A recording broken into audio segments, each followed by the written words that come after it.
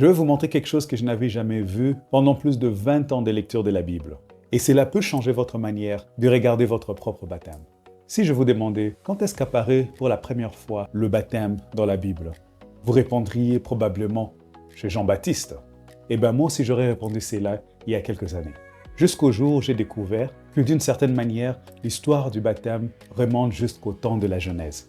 Et tout cela a commencé avec une conversation qui est partie d'un échange que Steve Ray, un ancien baptiste qui est devenu catholique, a une fois raconté.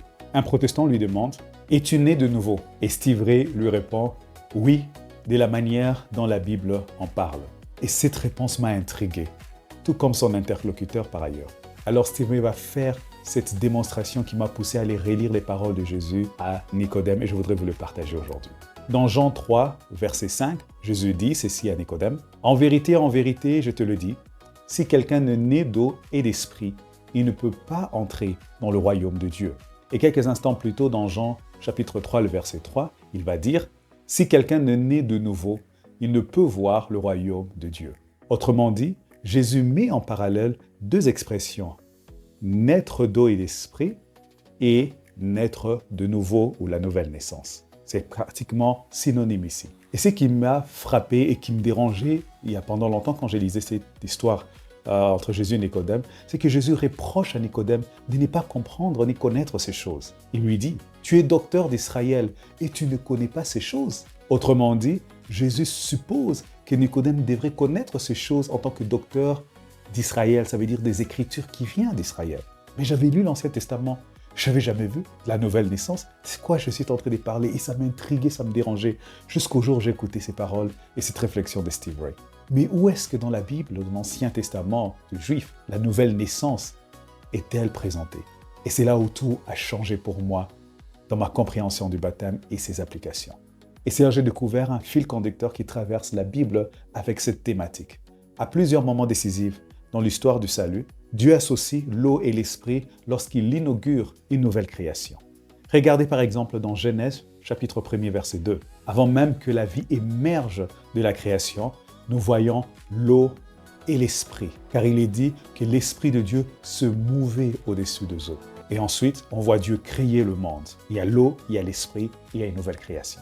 Et puis vient le déluge et l'eau recouvre la terre. Ensuite, en Genèse chapitre 8, versets 8 à 12, une colombe revient vers Noé avec une plante sur son bec qui annonce en fait l'émergence d'une nouvelle création et d'un nouveau commencement. Nous voyons ainsi la présence de l'eau, en l'eau du déluge, et la présence de l'esprit sous la forme d'une colombe qui est souvent symbolisée comme le Saint-Esprit, comme on le voit dans le baptême de Jésus. Voyez-vous, cela n'est pas simplement une belle image, car dans 1 Pierre chapitre 3, le verset 20 et 21, Saint Pierre dira que le déluge représente ou préfigure notre propre baptême aujourd'hui. Et nous lisons, au jour de Noé, pendant la construction de l'arche, dans laquelle un petit nombre de personnes, c'est-à-dire 8, furent sauvées à travers l'eau. Et verset 21, il dit, cette eau était une figure du baptême, qui n'est pas la purification des souillures du corps, mais l'engagement d'une bonne conscience envers Dieu et qui maintenant vous sauve, vous aussi, par la résurrection de Jésus-Christ. On voit ici Saint Pierre appeler l'eau du déluge une préfiguration du baptême chrétien qui nous sauve aujourd'hui. Continuons, ce n'est pas tout.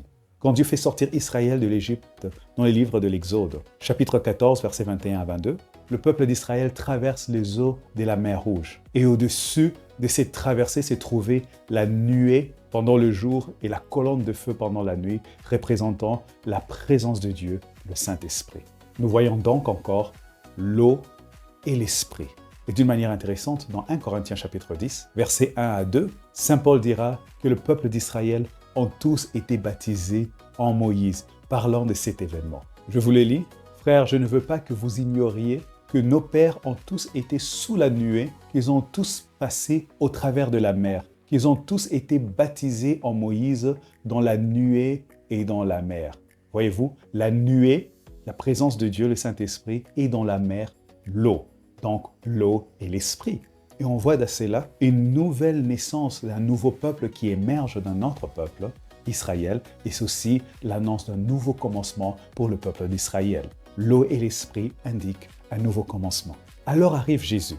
il parle avec Nicodème, un grand enseignant dans le peuple d'Israël.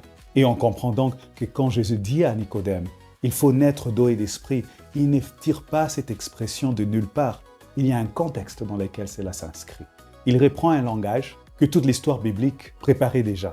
Et ce langage indique qu'à chaque fois que Dieu unit l'eau et l'esprit, dans ces grands moments de l'histoire du salut, c'est qu'il inaugure une nouvelle création, un nouveau commencement. Et cela continue aussi dans le Nouveau Testament.